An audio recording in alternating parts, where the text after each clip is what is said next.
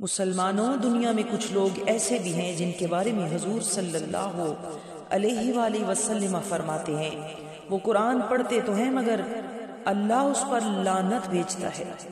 آواز تو بہت اچھی ہے مگر اللہ اسے پسند نہیں فرماتا۔ استغفر اللہ۔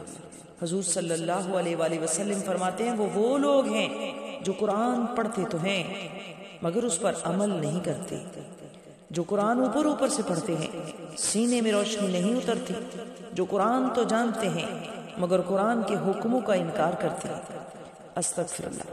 جیسے قرآن میں جھوٹ حرام ہے، شراب حرام ہے، سود حرام ہے، زنا حرام ہے، شرک حرام ہے، وغیرہ وغیرہ، سب کچھ قرآن میں اللہ نے یہ منع فرمایا، جاننے کے باوجود بھی یہ گناہ کرتے ہیں۔ اللہ تعالیٰ ہم سب کو کبیرہ صغیرہ گناہوں سے محفوظ فرمائے۔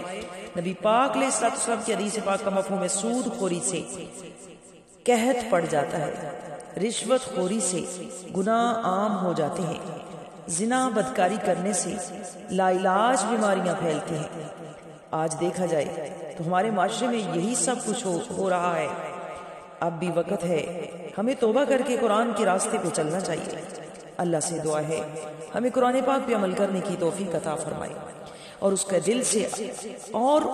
دل سے ادب و احترام کرنے کی بھی ہمیں توفیق عطا فرمائے۔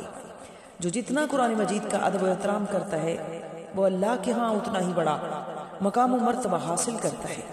ایک دفعہ ایک غریب آدمی تھا، وہ بازار سے روٹی لینے کے لیے گیا، اس کے پاس ایک ہی درہم تھا۔ بازار میں کوئی اللہ کی کتاب بیچنے کے لیے آیا۔ اس آدمی نے سوچا کہ ہمارے گھر میں اللہ کی کتاب نہیں ہے، ایک درہم میرے پاس ہے، چلو آج ایسا کرتا ہوں، بھوکے ہی گزارا کر لیں گے، آج روٹی کی جگہ اللہ کی کتاب خرید کے لے جاتا ہوں۔ وہ ایک درہم میں اللہ کی کتاب خرید کر گھر لے گیا۔ بیوی سے کہا آج بھوکے ہی سو جاتے ہیں کیونکہ میں ان پیسوں سے یہ کتاب خرید لایا ہوں۔ تو بیوی کہنے لگی اللہ کے بندے، ہم جھونپڑی میں رہتے ہیں، یہ بہت اونچی کتاب ہے، ہمارے پاس رکھنے کے لیے کوئی اونچی جگہ بھی نہیں ہے، اندھیرا ہے، صبح ہوگی کوئی کھونٹی وغیرہ گاڑ لیں گے۔ انہوں نے سوچا کہ چلو ایسا کرتے ہیں کہ آج رات سوتے نہیں ہیں، قرآن پاک کو پکڑ کر کھڑے رہتے ہیں۔ اللہ اکبر۔ چنانچہ آدھی رات شوہر پکڑ کر کھڑا رہا اور آدھی رات بیوی پکڑ کر کھڑی رہی۔ جب صبح ہوئی تو جب انہوں نے اسے کھول کر دیکھا، دونوں قرآن پڑھنے لگے۔ اللہ تعالیٰ کو اپنی کتاب کے ساتھ ان کا ادب و احترام اتنا پسند آیا کہ صبح ہونے تک وہ کتاب کو لے کر کھڑے رہے۔ قرآن مجید سے محبت و احترام کی وجہ سے اللہ نے ان کے سینے کھول دیے، ان کے سینوں میں قرآن کا نور اتار دیا۔ وہ دونوں میاں بیوی حافظ قرآن بن گئے۔ سبحان اللہ۔ انہیں اپنے آپ ہی سارا قرآن یاد ہو گیا۔ سبحان اللہ۔